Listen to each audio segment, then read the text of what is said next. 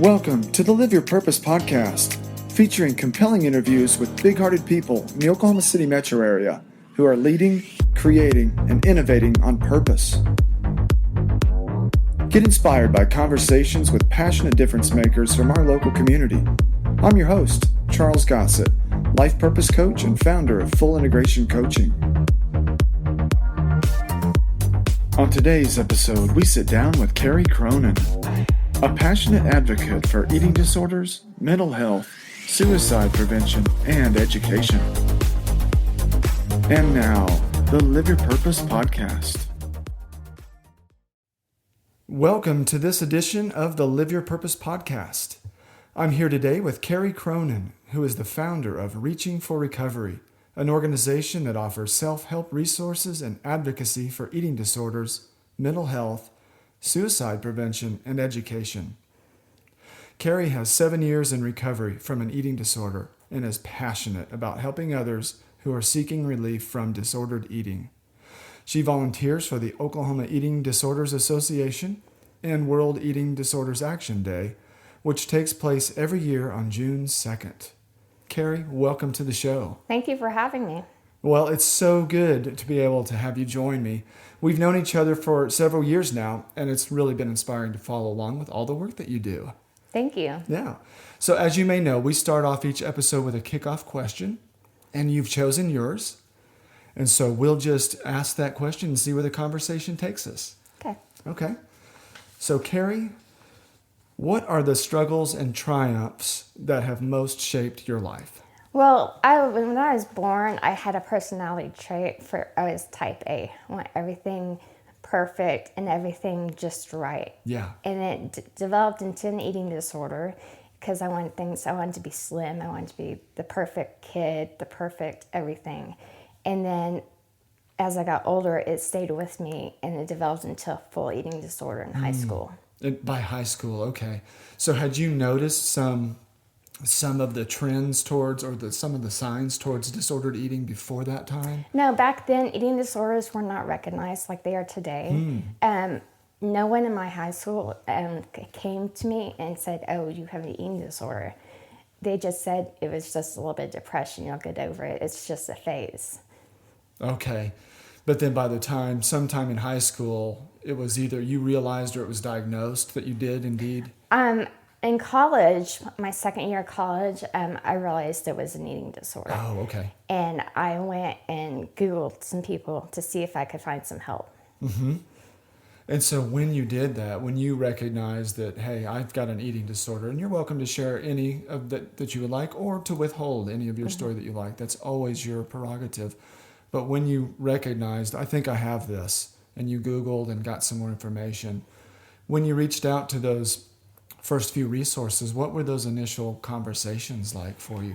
They were the scariest conversations to have. Admitting you have a mental illness and an eating disorder is the hardest thing that anyone does. It's very stigmatized today. But back then I admitted to it because I wanted help, because I knew that if I kept on this path, I was going to die. Right. Yeah. You had a sense that this was not going to end well. And somewhat related, in my own story, I've suffered addiction to alcohol and drugs for years, and I'm in recovery, as you are now in recovery from disordered eating, and I can't wait to talk more about that journey. But I know, looking back, being able to identify those first few steps that I took to seek help, I identify so much with that fear, that anxiety, the almost terror of coming face to face with this stigmatized affliction. Something that I didn't really want to come to terms with, didn't know how to, and didn't know how it was going to affect my life. So it takes a lot of courage to share about your story. Yes, it's very inspiring. I want to inspire others with my story. Oh, totally. And you are. And so we're going to get to that. So from those first few contacts that you made and you started your journey towards recovery, what was sort of the process that you took to seek help, and then what type of help did you get? I Googled a professional in the Oklahoma City area, and she was the only person in this area that had a profession with eating disorders, and she was a psychologist. And she referred me to a doctor who knew nothing about eating disorders, and that person referred me to a dietitian that knew nothing about eating disorders. So it was a catch-22. I was pretty much stuck in my eating disorder because the only form of help I was getting was therapeutic. Okay, so there was some help that you were getting, but it was just through that one lens, through therapy. Correct. And we've talked before, and before we turned on the microphones today, we talked about the different aspects of recovery from an eating disorder. And did you want to talk a little bit about those aspects? And recovery from an eating disorder is kind of threefold. You can't just have a physician treat the eating disorder. You need a physician educated in eating disorders. You need a dietitian educated in eating disorders that puts you on a meal plan, and you go back to every week for accountability. And you need the therapeutic part to find the underlying cause on why and how you got to where you're at. Right. So those three, you have the medical, you have the nutrition, and you have the mental health. Correct. Those three components. And as Carey mentioned, of course, I'm a life coach, and so I'm not certified to treat any kind of disorder, including addiction, which I have suffered from myself. But what Carey is talking about here is getting those specialists who are certified in those ways to get the help that you need. And Carey, what you're telling us now is that you didn't find that initially. You just had that last piece, that mental health piece. What did it take to get the other two parts, the other two components of your treatment? It took many, many years for our community to grow, to have eating disorder professionals come here. And in Norman, Oklahoma, there's a group of professionals that specializes in eating disorders, and I found them. And then they referred me to a facility in Norman, another facility, and they saved my life. Wow.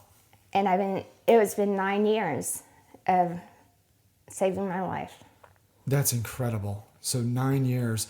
And that's time that you've had in recovery, or this was the length This is the length of time I was under the care of a physician, a dietitian, and a therapist. Okay, yes.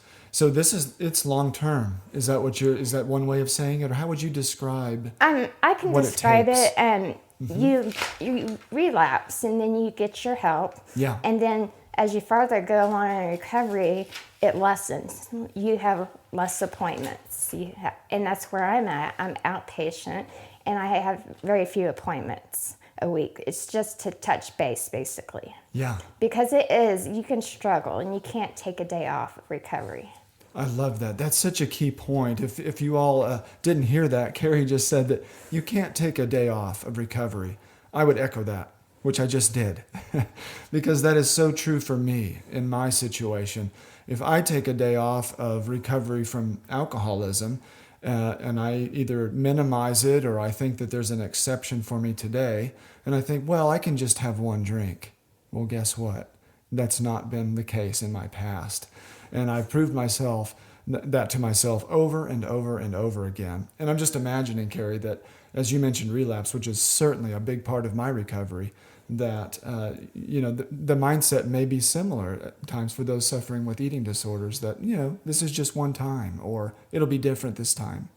Correct. I mean, you can't go without food. Yeah. I mean, that's part of recovery. You have to have a dietitian to help you with that aspect of your recovery. Yeah, and that's what's different. That's an important point too, for folks like me, that I can't claim that I do have an eating disorder, but I do know that I am an alcoholic and drug addict, and so to function optimally or normally, I don't need alcohol.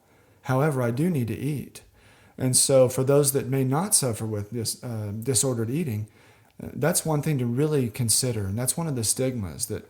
I hear these messages all the time, and I'm not going to say too many of them, but it's one that I hear as well, just eat the right food, and you just need to eat today, and just keep your food down.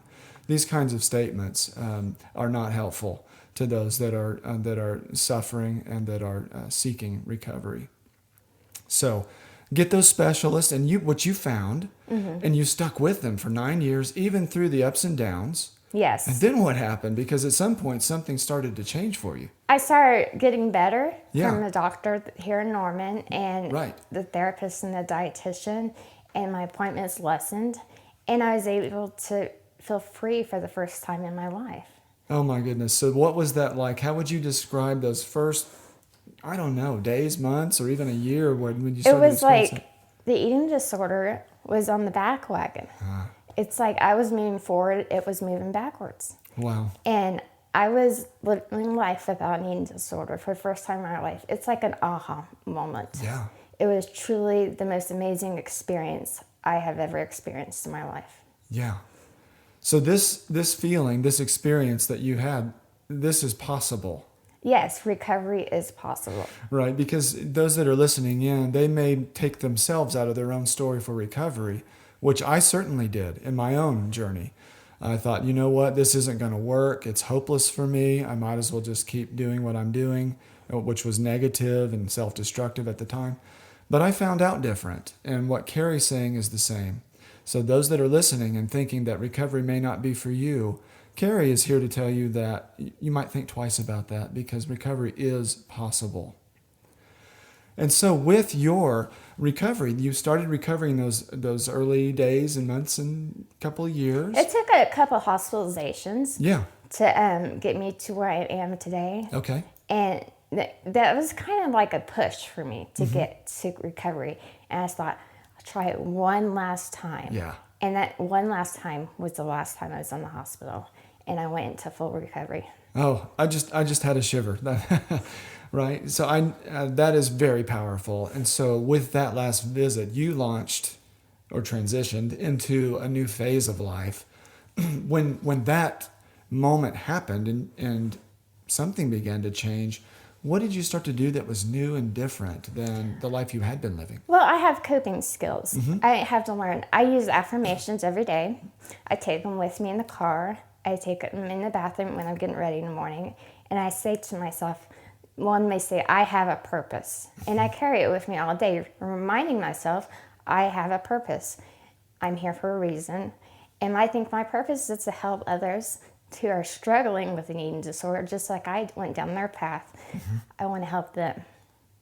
Absolutely. And I've seen from social media the work that you do, and I've even had individuals come back to me talking about the work that you do, and I've sent people your way from time to time with what you do now. And so maybe this is a good time to transition into some of what you do, especially through your organization, which is Reaching for Recovery. Did you want to describe a little bit about what you do there? Reaching for Recovery was developed for people who have no access to treatment whatsoever. It's simply self-help. It's not, I'm not a professional. I don't offer medical care, or I don't offer food advice or physician advice. It's just self-help. If someone needs to talk, I'm here. I'll hear, listen without judgment, and see they just don't have anyone to talk to and they need help, or maybe they need something to guide them. So that's what I do. Yeah. And we'll have links in our show notes to all that Carey's talking about today. We'll be sure to connect our listeners up with those resources because one of the many things that Carey is really great at is providing access to resources. And if you can't already tell from listening to her, she cares. She cares about your recovery. She cares about helping others to save their lives and to find their purpose. And she's done quite a bit of that in these last several years. Is it 7 years, right? Correct. Of recovery. That's phenomenal. And so congratulations. Thank you. Publicly on that. So, well, really good. I've looked at the Facebook page, and last check, there was like 2,200 followers or something like this. So you've got something going on. What are some of the things that you're talking about on social media through Reaching for Recovery? And what are the ways that folks are engaging with you? Well, I talk about the weight stigma that's been going on lately, and I do inspirational stories, so whether it be bipolar, depression, suicide, eating disorders, and I cover it all. And then sometimes I do inspirational graphics that people resonate with and they share on their own page. And I've gotten messages from people say, this article saved my life this week. Keep doing it. Yes. And that statement, for those that don't realize, that's very real. Those that are struggling in the ways that Carey is describing, that don't have access, that don't have the funding, that are otherwise unable to get access to the specialization and the treatment that they really need, they're getting support and resources and encouragement through what Carey's offering through Reaching for Recovery. So again, we'll give those links to you in the show notes, but go check them out. Go check out her work at Reaching for Recovery and join. There's some great conversations and a lot of hope going on. And of course, without mentioning too many details or names, we want to be careful about that, which we've already talked about before the show. But did you want to describe some of the success stories that you've had, either through Reaching for Recovery or just in your work with other individuals who have been suffering? I had a few individuals come up to me and have their own child had an eating disorder, and they didn't know what to do because they've been cycled through the system over and over and still no success. Yeah. And I was able to connect them to the people here locally, and to some of them, I saved their life. They're doing well today, and those people thank me over and over. To this day, I'm still in touch with them, and they message me, "I can't thank you enough. You saved my child's life." Yeah. And that's really powerful, Carey. And what were some of the things that you were able to do in general terms that you were able to do that helped to save those people's lives? I connect them with a doctor in Norman, Oklahoma. Yeah. The only doctor in Metro that treats eating disorders. And she was willing to take her on, and she saved her life. Yeah, so one specific person. And this, I think it's okay if we mention the doctor, if you feel okay about it, so that folks will know that this resource is out there. So what's the doctor in Norman? Dr. Megan Sears, and she's an eating disorder specialist in Norman, Oklahoma, and she's the founder, medical director of Living Hope. Okay, so we will have those links in the show notes for resources. So if you hear this from out of state and you don't have resources in your state, this is one resource. Along with Carey, because you'll want to connect with her and have conversations, and she'll plug you in. So that's phenomenal. So yeah, the act of helping to save someone's life, there really is no other feeling like it. And do you see, this is a question we haven't talked about, but do you see any connection, maybe there is or maybe there isn't, between how your life, you found a new life, or your life was saved in some way through your own recovery, and then the work that you're doing now? I found through music. Oh, music, yeah. Has saved my life. Yeah. And then I'm an instructor. So through music, it has helped me grow as a person and outside of my eating disorder and find my purpose and find me. I'm helping people every single day. And that's phenomenal that I'm able to help people. And that's my calling. That's my purpose, is to help people. And that's what I want to do. And I'm going to keep doing it and keep doing it. Yeah. And what is the drive that keeps you doing it, keeps you doing this purpose, this calling? Because I don't want one more person to die from an eating disorder. Yeah. Because lack of help.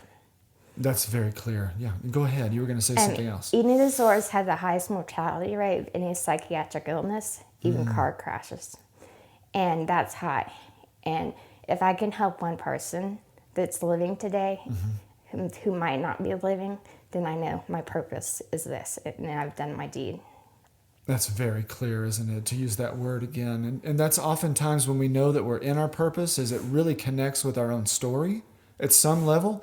It could be like Carey's describing now, that's very direct through her own journey. But it may, for those listeners out there, that maybe you don't have an eating disorder or addiction, but you're searching for purpose. The story that Carey's sharing with you right now, I'm guessing that you can probably relate to in some way, shape, or form. And so if you're thinking, you know what, I don't know what my purpose is, I'm not sure if I have one, or I just need to keep going through the motions, guess what? You don't. You do have a purpose. There is a reason for your being. And it's connected most likely to your story, something that you value in life, that you really think is important. a contribution or a difference that you make in the world, and then your sense of who you are, which is harder to define, but just your personality and the way that you engage the world. Those are three different ways to really look at your purpose. And so Carey's described, I think, all of those in one way or another. And you talked about, I wanted to bounce back a little bit to the beginning of your story. You talked about the personality aspect of yourself and then how that seemed to affect your eating disorder. It was my personality, my temperament, my environment, that all played a role in my eating disorder. Right. And I had the perfectionist personality growing up, and everything went perfect. And I didn't know I had a problem at a young age. And as I grew older, I still didn't know I had a problem until high school. Yeah. And I was in music a lot, in the drama department in music, which is very type A perfectionism going on in that department. And then I realized this is just really bad for me to be perfect like this, because it's driving the eating disorder. Yeah, so that's a powerful realization. So perfectionists out there, like me, like the host of the show, I'm a recovering perfectionist. I say that very honestly. And so, to set the bar more reasonably for ourselves is often a lifetime journey. I still have very high expectations. It makes me a great coach. I've heard that from others. I'm not just saying it myself. But that perfectionist has a dark side too, and it still does for me. I can get involved in distractions of all kinds and self-doubt and anxiety, and I don't even know what it is sometimes. I just get lost in it. So I can definitely relate to what Carey's saying there. Whether you're performing in music and trying to reach a certain bar, or you're in the workplace and you're trying to be perfect in your work, or a perfect partner for somebody at home, whatever that is. A lot of folks that listen to my podcast are perfectionists, I think. So you're not alone out there, and there is a way to move forward. Well, Carey, so we were talking about purpose. And so I know that you have been very active in the Zumba world. And I wondered if you wanted to talk a little bit about that, how you got started and how it relates to your purpose. I started with some friends who invited me to their class, and I started taking their class once a week. That's it. I started once a week. And for the first time in my life, I felt free. I didn't care if I was perfect. I didn't care what others thought of me. I was free to do my own thing. And that's why a huge part of my recovery is to be free and to do my own thing and not having to worry about what others are thinking all the time, but to focus on myself. Right. So we spoke off mic about this a little bit, but could you share with the listeners a little bit about what was it that helped you to feel free, and how did that happen? I was able to engage with the participants in the class. None of them had eating disorders, nor knew about my past. And so it's like I was living a life without the eating disorder. None of them knew, and I was eating lunch with them, and I wasn't scared to eat with them. I wasn't scared to go have coffee with them. I wasn't scared to go out and have fun. I was there living life, and that's what everyone needs to know, is you can move past your eating disorder and live life to the fullest. Yes, and I believe that 100%. I'm sitting here with Carey now, and I'm telling you, that was a true statement. And when someone's free, and it's easy to recognize in other people. Once you find that kind of freedom, you may call it another word. I like that word, because once I found freedom from the chains of addiction and my identity as an alcoholic, like this is always going to be this way. There's no way out of this storyline. I used to think that every day. I don't have to think that anymore. And when that storyline goes away, you start a new one. And so what I'm hearing you say, Carey, is that you still include music, but it doesn't have to be a perfect performance. You're still acting or performing or dancing, but it doesn't have to be just right all the time. Yeah, dancing is freeing for me. It's not perfect, and I don't want it to be. I just want to have fun doing it. And listening to music uplifts me. Every time I turn on the radio, it uplifts me in some way. Yeah. as a fellow music lover, I can totally relate to that as well. And so, well, let me ask you this question. It's related, but it's a slight shift. And so we've been talking about pieces of this, but how is life in recovery for you? Life in recovery is truly amazing. Yeah. I don't ever think about my eating disorder. I eat when I'm hungry. I sleep when I'm full. Mm-hmm. I listen to my body. If it needs more food that day, it's okay. It'll all even out. Mm-hmm. It's okay to have extra nutrition because sometimes when you get sick, your body needs that extra nutrition. Mm-hmm. And I'm able to have fun with my friends and not care about what the eating disorder is telling me to do. Because Mm-hmm. you know you have the eating disorder voice in your head telling you you need to do the opposite of what's healthy for you. Mm-hmm. And I don't listen to it. I do not hear the voice. Yeah. So it's gotten to the point where the voice is not prominent. It's not maybe yelling at you or just so persistent or just nonstop to where it's not there or it's quiet. It's not causing you to take the actions that you were taking before, which is phenomenal. That sounds like freedom to me. And so, what do you do to maintain your recovery? You mentioned affirmations, and you just mentioned several other things. Self-care sounds like was what you're doing too. But don't let me put words in your mouth. What else do you do to sustain your recovery? You're correct. I do a lot of self-care. Mm-hmm. Every day I take time to myself. Self-care is an important part of my recovery. Mm-hmm. And whether it be art, reading, or I could do affirmations, or maybe I'm making my own affirmations. I do that every single day, and I journal. Journaling is very therapeutic. If you don't journal, I highly suggest it. Yeah, and could they reach out to you for tips on journaling? I can refer them to a person to contact for journaling. That's great. Okay. Do you mind if I ask you not the content, but what types of, how are you writing in your journal? There's journal prompts that I have from when I was in treatment that I use a journal prompt every day, mm-hmm. and I write on that topic. Yeah. Okay. Excellent. So it's guided and you have some structure, mm-hmm. and that I'm guessing that may help with accountability a little bit. It's already something there for you to answer, Mm-hmm. Well, wonderful. So you've heard several tips for if you're in recovery of any kind and these sound appealing to you. Contact Carey or, continue doing what you're doing to sustain your own recovery. But I know for me, I should say on this point too, when I was early on in recovery, it took all kinds of specialists like Carey mentioned as well for her. And so we do encourage you to seek those out. And you can contact me if you're struggling with alcoholism or addiction. I don't treat it, okay? But I can certainly put you in touch with great resources for lots of folks who do, okay? So we encourage you to take responsibility for your addiction and believe that recovery is possible. Let's see. Okay, so one of the notes here is to talk about this accountability and support system.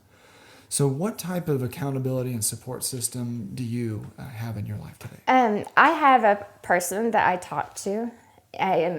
She mentors me, and we talk to each other, and it's just like a check-in. How are you doing today? Or it might be a simple text. Are you doing okay today? And or I might text that person. It's kind of, we help each other. Mm-hmm. And it's accountability, having an accountability partner of some sort for your recovery, I think is essential because you cannot do this alone. This is not possible to do recovery alone. Mm-hmm. No, it's not. I would echo that as well. It is not possible. Don't try this at home. Get help, stay accountable, and plug in. If you feel yourself pulling away, you might be slipping. Wonderful. So let me ask you this question. It's sort of a coaching question, but a good interview question too, I think. Who is Carey without her eating disorder? Carey is fun. Mm-hmm. She enjoys life. Yeah. She lives life to the fullest. I'm an aunt. I love my niece to death. And I have a nephew. And I love football. I just enjoy life. I love to travel, which I would have never done before. Mm-hmm. Right, and so some of the eating disorder itself would have prevented you from taking on that challenge, or is that what you're saying? Yeah, eating disorders are very secretive, and when you travel, Yeah. it's very hard to go out of your comfort zone, what's comfortable. Yeah. And traveling is out of your comfort zone, and it was just amazing to travel on your own and have fun. Yeah. So there's some more of that freedom. Sort of like our spirit comes alive with this freedom. It's like you can be who you really are without this other identity that had been there. And so I love that answer. There's so much joy and hope and what's the word? Vitality, like life. So it's really, really cool to be hearing this and seeing it in your life. Okay. Well, good. So I did want to get to some of the other organizations that you're working with and make sure we can cover as much of those as you would like to. So where would you like to go next? I have some notes, but... I would like to touch base on World Eating Disorder Action Day. Great. Tell me more about that. What is it and World what's your Eating involvement? Disorder Action Day happens every calendar year, June 2nd, and it's not just in the United States, it's worldwide. And we have what we call the 9 truths about eating disorders. And there's different events in different countries that take place. Last year, our theme was Show Us Your Purple. And we had people decorated in purple.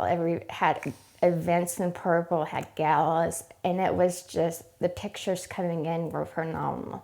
And you can visit the World Eating Disorder Action Day Facebook page and see the pictures there. Oh, great. And this is from, of course, this would have been from last year. Correct. June 2nd. And by the time this podcast launches, it will be coming up in just a couple of months, 3 or 4 months. So June 2nd, World Eating Disorders Action Day. Correct. Okay, so they can go like that page and start getting ready for this year too, right?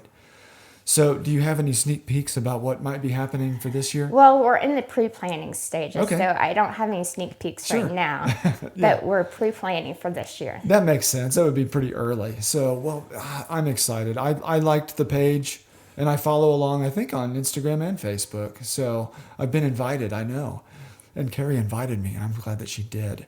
So I should say, by the way, if there are individuals that I know, and you don't know Carey, and you're not sure if you want to, that you have, the courage or the desire to reach out to her directly, you can contact me, and I will contact Carey and put you in touch with her for any resources that you're looking for. Okay? So just wanted to throw that in there. Right, so we've got that. Let's see. Oh, here in Oklahoma, right? The great state of Oklahoma, the Oklahoma Eating Disorders Association.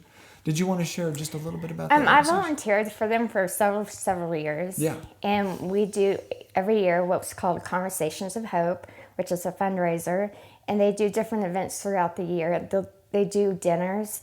They do walks. The NEDA Walk, which is associated with the Oklahoma Eating Disorder Association, which raises money for eating disorders. Yeah. So it's a fabulous resource if you're looking for resources to go to their webpage. Okay, and we'll have all of those links in the show notes too. And that last one, it was NEDA, right? NEDA. And the National Eating Disorder Association. Yeah, and that's a walk that happens. It happens once a year. Once a year. I believe it's in April. Okay, yeah, and we'll get that information out for everybody. So lots of resources, lots of support. Let me ask you this. This wasn't, talked about necessarily beforehand either, but Carey, what are some of the challenges that Oklahoma specifically faces in terms of eating disorders and treatment of them? I think the biggest challenge is people knowing how to treat eating disorders. Mm-hmm. And we don't have enough healthcare providers that know how to treat eating disorders. Yeah. And they lots of times think it's attention seeking, or it's a phase, or they'll grow out of it, when really it's something much deeper. Mm-hmm.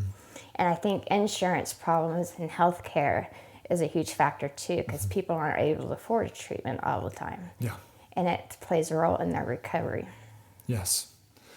Right. And so Oklahoma, I'm not shaming our state, but we do have a lot of challenges in terms of mental health care and education. I know a lot of educators, and I would count myself as one of those. And so these are challenges that we do face, but there are resources. And so there's people like Carey that are connecting people with lots of other resources. You mentioned the doctor in Norman and the facility there. Are there any others in the state that you can think of and name? There's a facility in Tulsa, Oklahoma called Reachout, and it's about 2 hours away. But in the metro, there's the Living Hope Eating Disorder Center that helps you if you're local. Okay. So local to the Oklahoma City metro, and then if you want to check out Tulsa, we'll have, again, that information. So there are places here, and we're aware there are limitations. With families and friends that I've spoken with and tried to refer out for help, it's the state of Oklahoma, it's tough to find help, but you're not alone. So if nothing else, if you're tuning in, you're not. And there are folks that are that have struggled with where you're at, and they have come through the other side and are living with purpose right now. So wonderful resources there, and more to be done.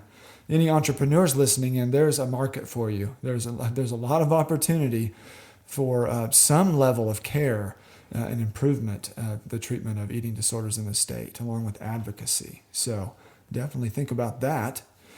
All right, Carey. Well, I have a couple of other things here that I wanted to cover. Let's see. Oh, yeah. So you talk a lot about values and how they're meaningful to you in your life today. You don't have to know, the terms for your values, but if you do know them, what are some of your values? Question one. And then how are they playing a role in your life today? Well, one of my top values is my life, and it played a role with my recovery. My life means everything to me, and it plays with the eating disorder. When you're active in it, your life isn't your life. You're not in control of it, and I want to take care of my body. I want to be able to live. I want my life to be to the fullest. So my top value, I value my life. That is so incredibly meaningful.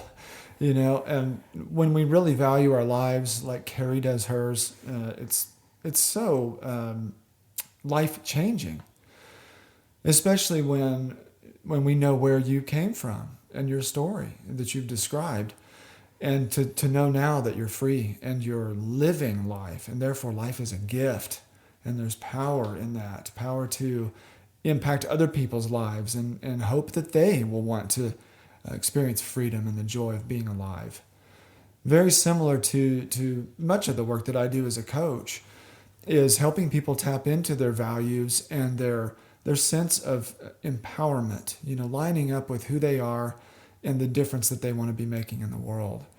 And so I can't get enough of it. I could sit around and have conversations just like this one all the time because it's so life affirming. And so I appreciate that. That's a wonderful statement. So with music, the role of music in your life, you had mentioned, some of the challenges and issues around music in high school, and then there was this transition to where music came back for you, and it's so prevalent in your life again, and there's a lot of music in your family. Right? Yes. Yeah. So did you want to talk a little bit about that? My family is in the music industry. Both my parents are professional musicians, as well as my brother, and they play weddings and quartets, and I grew up playing the violin. And then I transitioned after high school into something else. I went to college, didn't know what I wanted to do, and then later, towards my recovery, I decided I found a new passion for music in a different form. And it wasn't classical, it was more Latin. And I enjoyed it. I didn't know the words to it, but I enjoyed it. Yeah. And so music came back around to, it probably never really left, but it took on a new form and a new role. Would that be fair to say? Yes, a new role. Okay. So before, this is me talking, so correct it, but I'm hearing that maybe before it was more performance. There was music performance. Correct. And then there's I don't know what to call it. It's dance, but it's like participation or experiencing. Being free. Ah, right. And so music is one of the things that frees you or has freed you. Okay, that's phenomenal. So art has the power to help you heal people. I regularly write music, play the guitar, sing, whatever your thing is. And if you're like, well, I used to do this and I'm not doing it now.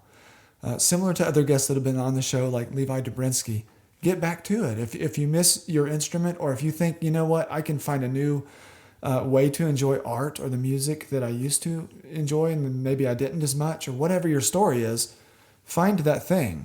Find something creative that you can plug into that gets you out of yourself and into a bigger world, and that involves joy and hope and life. There's so much life in Zumba music and in Latin music. I listen to quite a bit myself. Maná is one of my favorite bands from Mexico. It's rockers from Mexico. So, well, that's wonderful. Well, we've got a few more minutes. We've got 2 or 3 more minutes, Carey. Is there anything else that you would like to share with us as we close? I want to tell everyone listening that recovery is possible. Do not give up. No matter how hard it gets, keep trying. You may fall off this path a little bit, but get back up. Don't stay on the ground. Get back up and start moving where you left off, and you will find recovery. I don't think I can say anything else on top of that, Carey. It's been such a pleasure having you on the show. Thanks for being my guest. Thank you.